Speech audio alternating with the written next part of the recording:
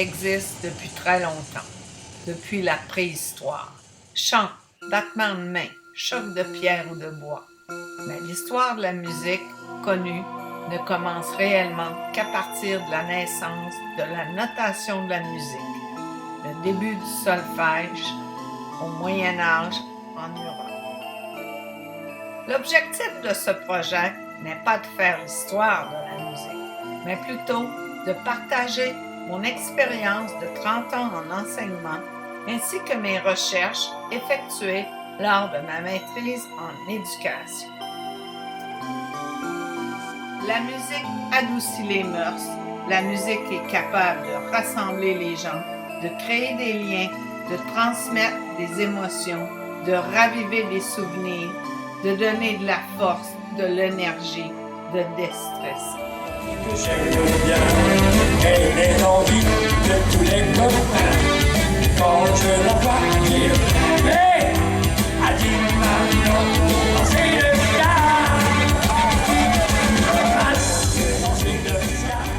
Dès leur plus jeune âge, les enfants utilisent un langage musical pour communiquer. Ainsi, les bruits, les murmures, les pleurs, les chants, les mouvements sont des réflexes naturels. Les enfants baignent dans leur langue maternelle qu'ils vont très vite développer en utilisant des éléments musicaux préverbaux.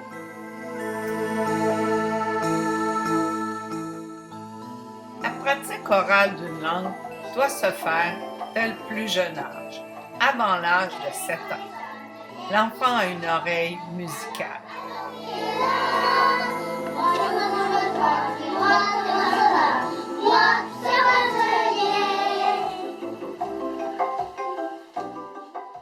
Langue et musique sont donc essentiellement des phénomènes sonores.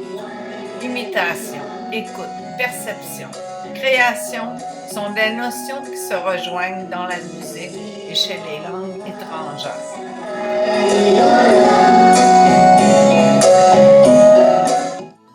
L'utilisation des chansons et des comptines permet un enseignement des plus ludiques, ce qui favorise la motivation des apprenants pour une langue seconde. En 30 ans d'enseignement en immersion française, j'ai utilisé la chanson au quotidien dans ma salle de classe. José va raconter une histoire pour nous amuser. Les chansons sont utilisées pour annoncer les routines. Le début de la journée, ranger la classe, l'heure du conte, la collation, au revoir. Enfin, pour apprendre le français.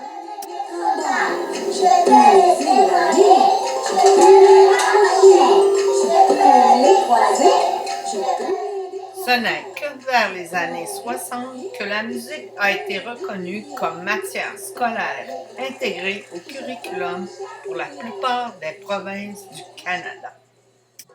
À chaque fin d'année, les élèves, souvent de niveau maternel et première année, préparions un spectacle original qui mettait en vedette les chansons apprises au cours de l'année. Nous construisions une histoire et nous présentions notre spectacle.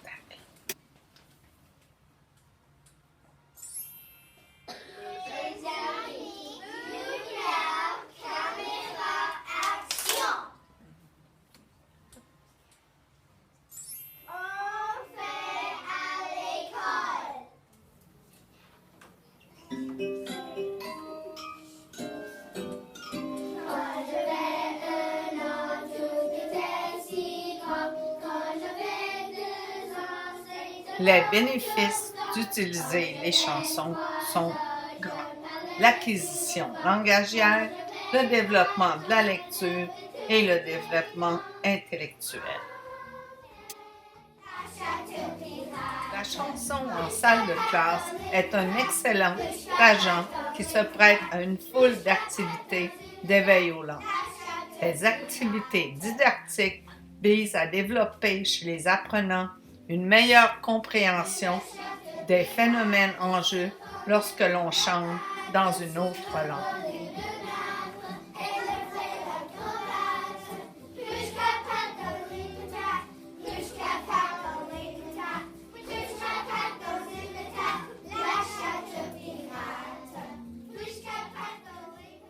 l'identité culturelle d'un peuple est reflétée dans sa musique.